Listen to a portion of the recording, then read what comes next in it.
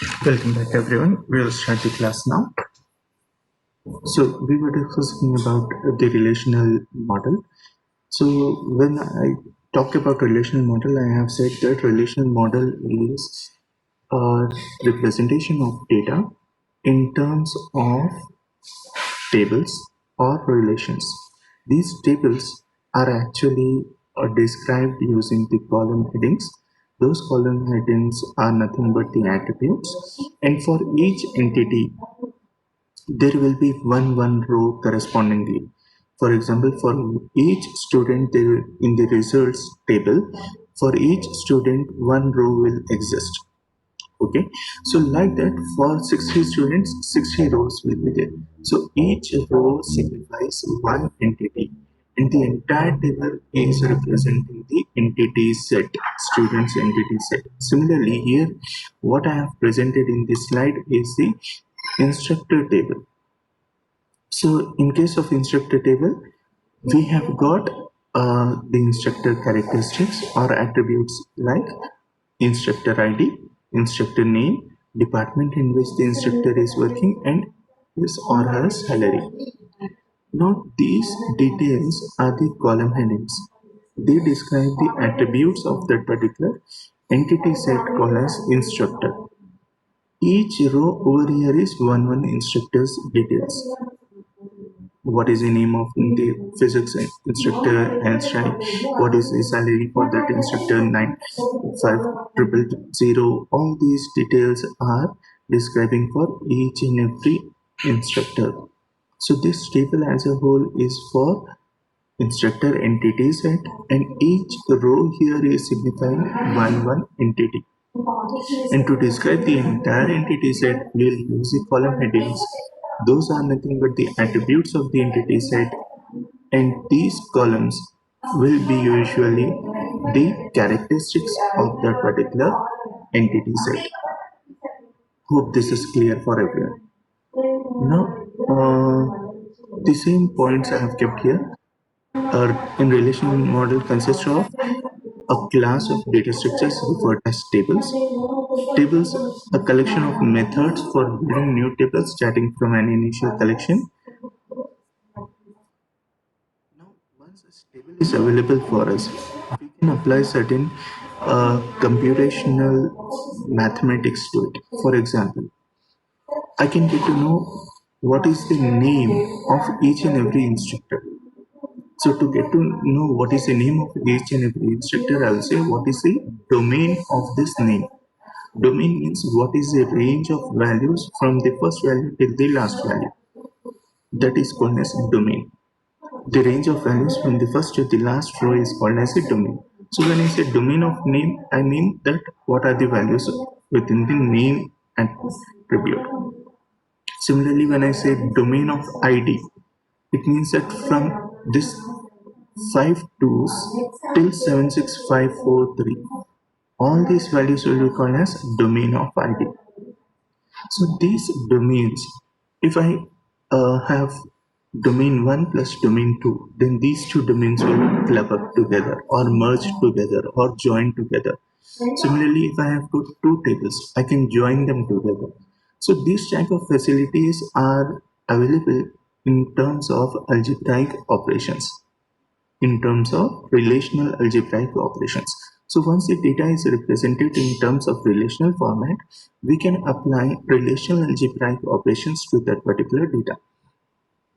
So that's one of the benefits of it. Let us say one more table. I have kept two tables here. One depicting the instructor entity set, another is for department entity set. Now within the instructor entity set, there are four columns: ID, name, department name, and salary. In terms of department table, I have got three attributes. One is department name, building, and what is the budget given. So when I say this is the table, from where do we get this table actually? We derive the table from ER diagrams. So when you become a database developer, first what you will do is you will put into pictorial format what you are going to in the database. So you will imagine, for example, whenever you think of new things to be done, first you will make a map of those new things. For example, when you are making a building, you will not start making the building right from the scratch directly by putting bricks and stones like that.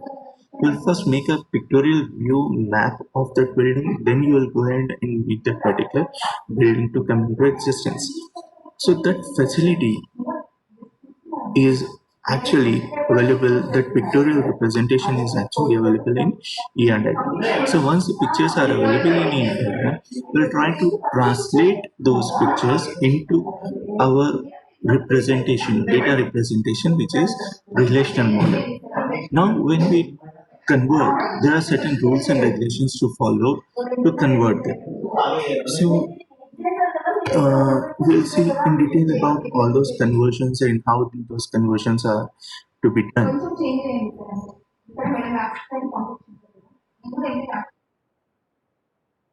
There is a query.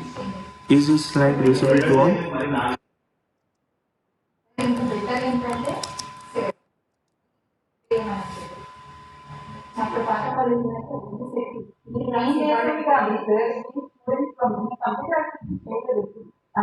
Good. So when we try to save the data, imagine we have get them into relational model and we are saving back in the computer. Want to put them back into.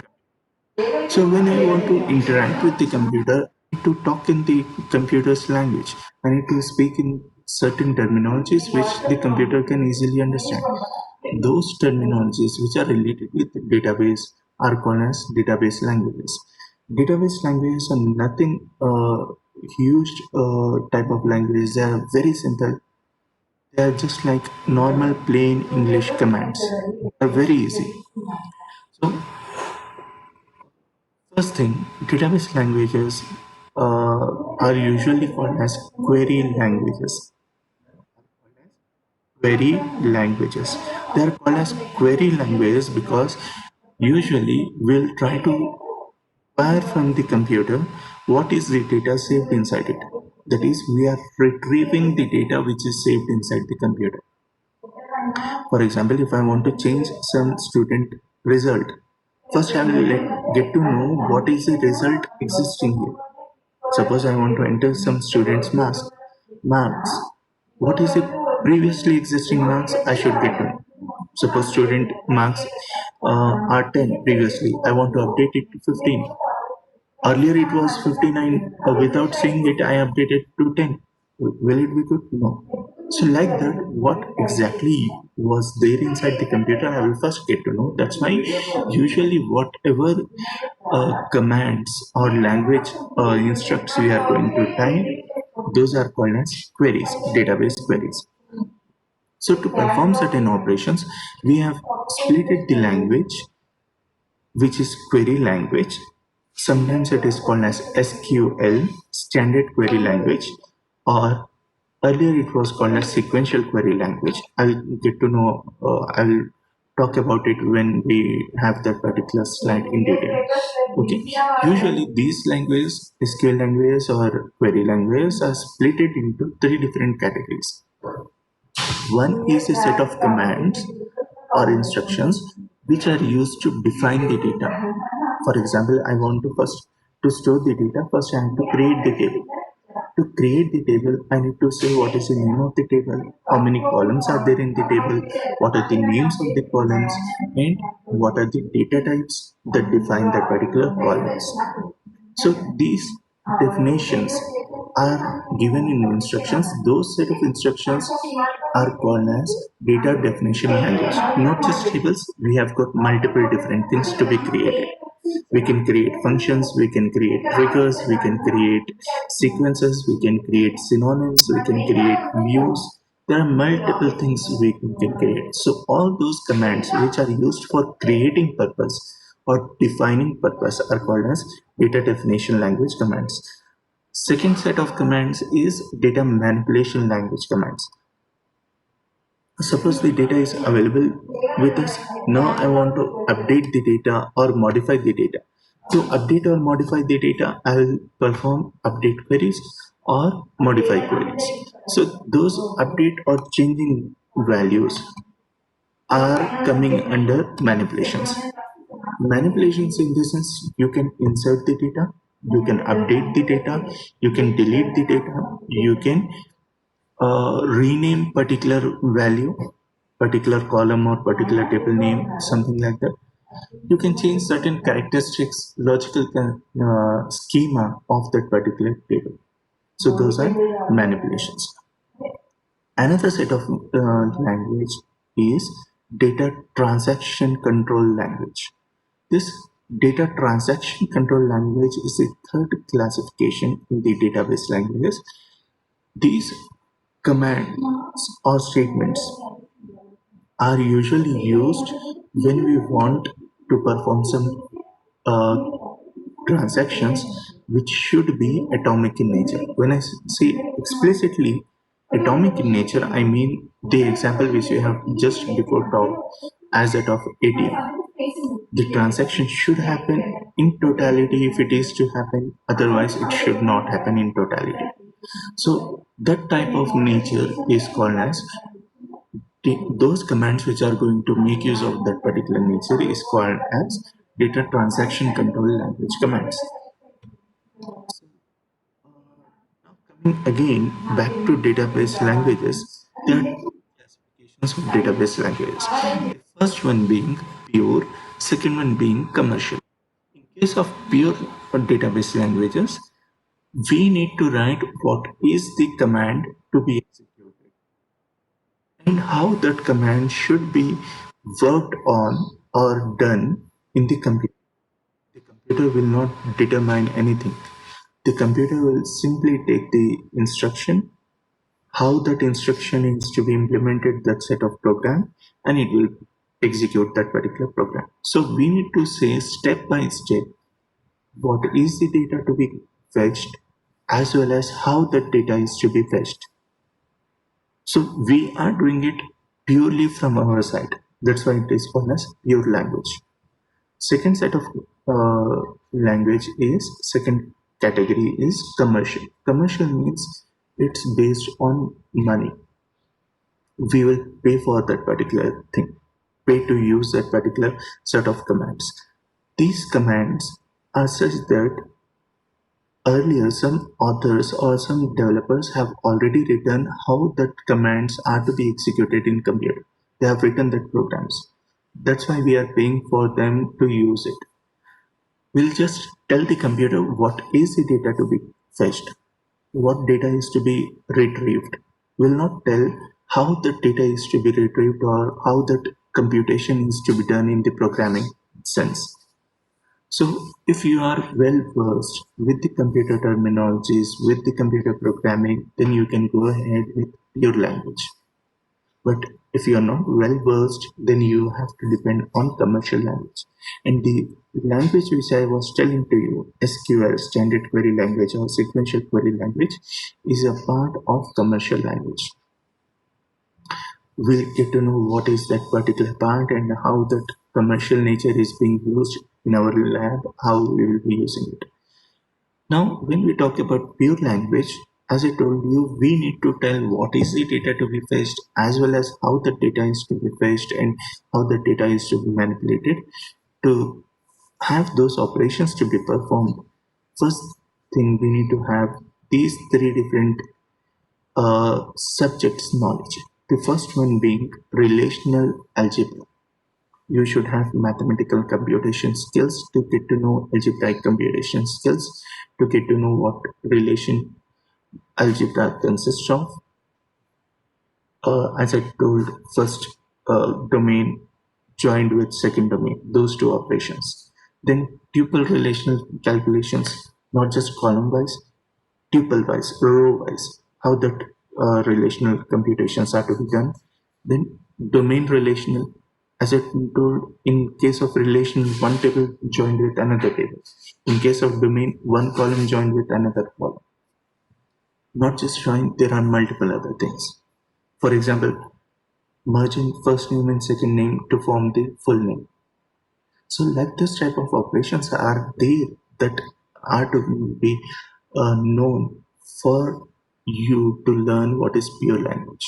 This is very high end, and right now we will not concentrate on this one. We'll concentrate on commercial use. Though it is commercial, Oracle has provided us to use it free of cost in terms of Oracle 11G, 10G, 9i in case of Express Edition. There are various categories of software available. The one which we will be using is Express Edition, which is free of cost, free way to use, okay, for studies purpose. uh, though I have said that data definition language commands, data manipulation language commands, data transaction control language commands, though I'm putting language beside all of them, they are not separate. They are a part and parcel of the same single database language. Usually those languages fall under these two categories. What we are going to learn is SQL. So here I have get some more type of categorizations. Data definition language command, data manipulation language command, data control language command, transaction control language. So all those we will see one after the other. In case of data definition language command, it is also called as data storage and definition language. This is important thing to be known. Data storage and definition. So these statements are usually meant for defining the schemas, database schemas, logical structure of the tables, as well as defining what is the consistency or integrity constraints that should exist with the table. For example, to create a table, what is the command to be known? You should memorize this particular command. Create table. What table we want to create? Instructor table. For your side, you can take it as student, some name, instructor, open parenthesis, don't call it as bracket. Now we are computer professionals, we should never call it as bracket. Parenthesis, open parenthesis, then list what column names you want. We will not say column names non-words, we will say attributes. List of what attributes you want to have, put a space beside them and keep the data type. Now when I say data type, these data types are little different from that of our C, C++ language. In case of C, you have learned 4 major data types: int, char, float, double. But here it's not so complex. It's simple: char, varchar, numeric. Now in case of char, you will specify how many characters you want in that particular ID. I'm imagining that at a max, the ID values will contain 5 characters. Those characters are alphabets. And also numbers. Numbers are also considered as characters only. Okay. If you are thorough in C language, you should remember this particular part. Varchar means either numbers or alphabets or a combination of them. But in case of char, either you have to use the numerics or single digit numerics or single alphabets. Either of these. You cannot merge both of them. Like for example, A1, it's not valid in char. But whereas A1 is valid in varchar. So in case of char, you can have only single digit numbers. You can have single alphabets, but you cannot have like AA. That's also not valid. But when I write 5, here it comes the case that you can have 5 A's. It's like an array of characters. So 5 characters. Varchar, I'm thinking that 20 characters wide. Name, department name, again I'm thinking it's 20 characters wide. Salary, numeric, I'm thinking it's float value or double value, wherein altogether there are 8 digits. Out of those 8 digits, 6 are real numbers and 2 are decimal values. Is it clear? So once these data types and attributes have been mentioned, you will close a particular definition with a closing parenthesis. This closing parenthesis is for this particular opening parenthesis corresponding to this one. So when we try to have this command executed, what will in internal happen? The internal, not just a table will be created, but its logical structure. This schema, name of the table, then how many columns are there, what are the names of the columns, what are the data types of the columns. These are called as schemas of the table. That schema of the table will be mentioned in the data dictionary. It will be mentioned in the data dictionary and directory, so that tomorrow if I say instructor, the computer can understand, okay, instructor means it's a table containing these many columns with these particular data types. So this definition will be added to the data dictionary in the computer, and these data dictionaries will contain schema of the table. Plus, if I have kept any constraints, any condition telling that salary should not be less than 3000, for every table, these are the column headings. The rows will contain the each and every entities over here. Suppose there are 10 instructors. First row for first instructor, second row for the second instructor, third row for the third instructor, like that. 10 instructors have been given. Now imagine out of those 10 instructors, there are two persons called as Raju, and those two persons are having name as Raju, department that they are working is computer science, salary they are of same salary nature, let us say 10,000. How will you identify first Raju and distinguish it from second Raju? You can easily say that we will distinguish using the ID because ID will not be same. For example, two students are there in the same class. Let us say Pavan, two Pavans are there, or let us say Monica, two Monicas are there, and these two Monicas are studying in the same class. Now, how should I identify these two Monicas separately? Using the pin numbers. So there will be one attribute or one or more attributes which I can use to identify one entity from the others. That identifying attribute is called as primary key. Is called as primary key.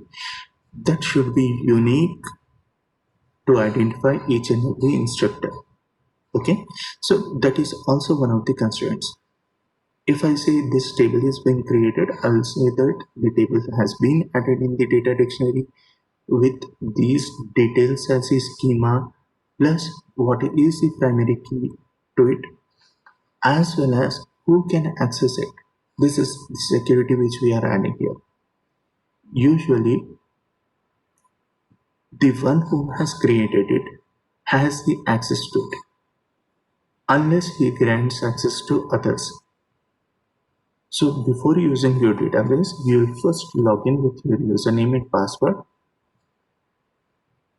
Once you log in with the username and password and you create a table, only you yourself will be able to access the table. No other person will be able to access it. No other username and password will have access granted to it unless granted. Okay. That is data definition language commands. Now data manipulation language commands. These are meant for performing these different set of operations, four different set of operations. First one is retrieval of information. Retrieval means fetching the data, getting the data from computer. Stored data we are trying to access it. Second one is insertion. Insertion means we are inserting new information into the data. Third one is deletion. Deletion means we are deleting the information which is stored in the database. Fourth one is modification. Modification in the sense we are updating the already existing data or modifying or changing the already existing data. So data manipulation language commands are used to perform these four different set of operations: retrieval, insertion, deletion, modification. This is very important, you should remember it. enables users to access or manipulate data as organized by the appropriate data. Now, to perform these operations, there are two ways. One is procedural, second is declarative. In the case of procedural, you will mention what data are needed and how to get those. You will mention what data are needed and how to get that particular data. That means you will mention step by step all the computations that are required. Your computer will not do anything, it will just compile the code and it will execute it. So you need to tell the computer each and every detailed view of what is the data, how the data should be fetched, what operations are to be performed. In detail, you need to write the program. Declarative means these are non-procedurals. You'll mention what data are needed without specifying how to get those data. You'll not mention any programming code. You'll just mention a simple command to the computer. Computer fetch this particular data. Computer modify this data. Computer insert this data. So you are just giving the commands to the computer without telling how to do that particular command. So this is actually procedural is actually the pure which we have learned earlier, and declarative is actually the commercial one which we have learned in the earlier slide. Hope you remember it. Okay. Now SQL is non-procedural. It is commercial. It is non-procedural. Okay. So whatever commands we are writing in data manipulation language command, they are basically data queries. Query is a statement requesting retrieval of information. Query is a statement requesting the retrieval of information. So any command which is going to perform some retrieval of information is called as query language command. Simple. So what is SQL? SQL stands for Sequential Query Language Command. Sequential Query Language Command. What is in the initial parts, there were different companies coming up with their own query languages. One of the company which came up with their own query language was SQL. SQL was a company which came up with their query language. Now, this SQL was very easy to use. It was mainly English oriented, and it was very like everyone can learn that particular thing without having much efforts. So SQL became very familiar in the market. As time went on, different companies came into existence quickly. One of the company was Oracle, which also gave its own query language. Microsoft, it's a copier, so definitely it will not be behind. It came forward and copied the Oracle's one and made it as Microsoft SQL. And almost the same commands were being used, but they wanted to have their own different nature of companies. So they introduced their own set of commands. So now the database developers who were there, they were forced to learn different companies, different standards of programming, SQL commands. Now suppose to perform plus operation, one is telling to write plus, one is telling you to write plus symbol, one is telling you to write PLUZ, one is telling you to write PLS. All these means the same operation. So database developers, they became confused up and they were very worried. Should we learn based on different companies, different syntaxes? So it was becoming very difficult for them. Imagine you are using C language. Now for Turbo C3, you are learning one set of syntaxes. For Dev C++, you are learning one set of syntaxes. For another Turboland, you are using one more set of syntaxes. Will it be easy for you to learn and use it? No, it will be very difficult. Similarly, database developers felt the difficulty and they came up with a common platform, telling that there should be some commands. Though different companies are giving it, there should be some commands which should be common among all those companies. Those set of commands which were common among all those companies were called as SQL query commands. So these query commands, this sequential query language command was later on changed to standard query language command. Name itself was renamed. So it's not a Turing machine. Turing machine means proof. Turing was one of the researchers. He said that if something should exist, it should be proven. So that type of nature is not there in SQL. It's in case of SQL, it's not just is uh, having some inbuilt functionality which we can actually use without spending any single amount of money. So now coming on further, this SQL is such a language that it has got so much familiarity. It has got embedded into different languages. For example, I can use SQL with that of C language, and for that I need to just add a library to a header file to it, and that header file is embedded C SQL.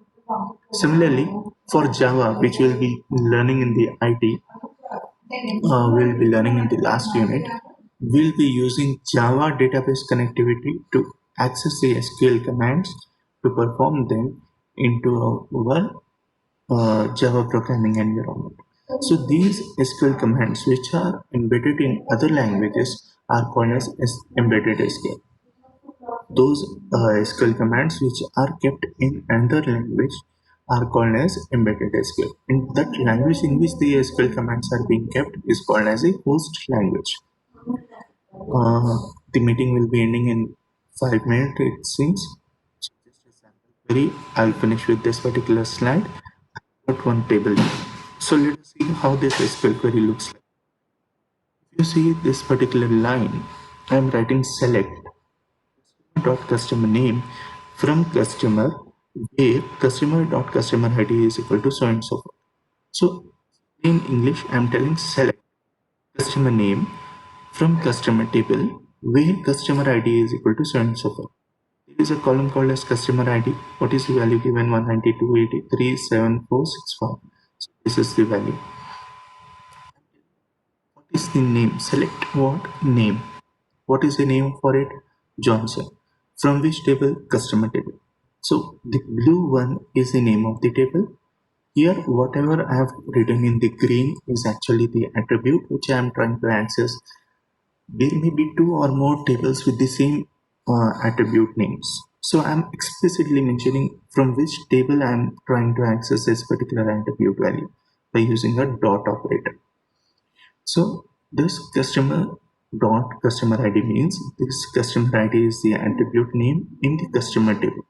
Similarly, customer name is the attribute in the customer table.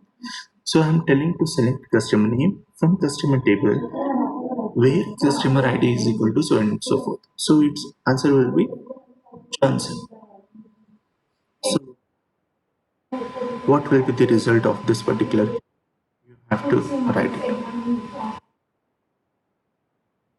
It's telling select balance account dot balance. Is there any accountable? Yes, accountable. Account dot balance. Balance is the attribute. Okay, we are looking into this one. We are going to have one value from depositor comma account. Is there any depositor table? Yes. Depositor comma account where depositor dot customer ID. Customer ID. Okay, is equal to 1983746. So we have got two here. So we are talking about these two values. And depositor dot account number is equal to account dot account number. Account dot account number is here.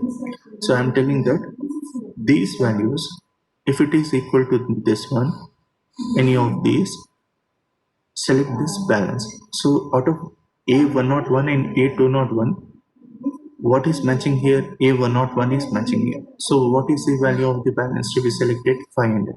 So what will be the end result of this particular query? 500.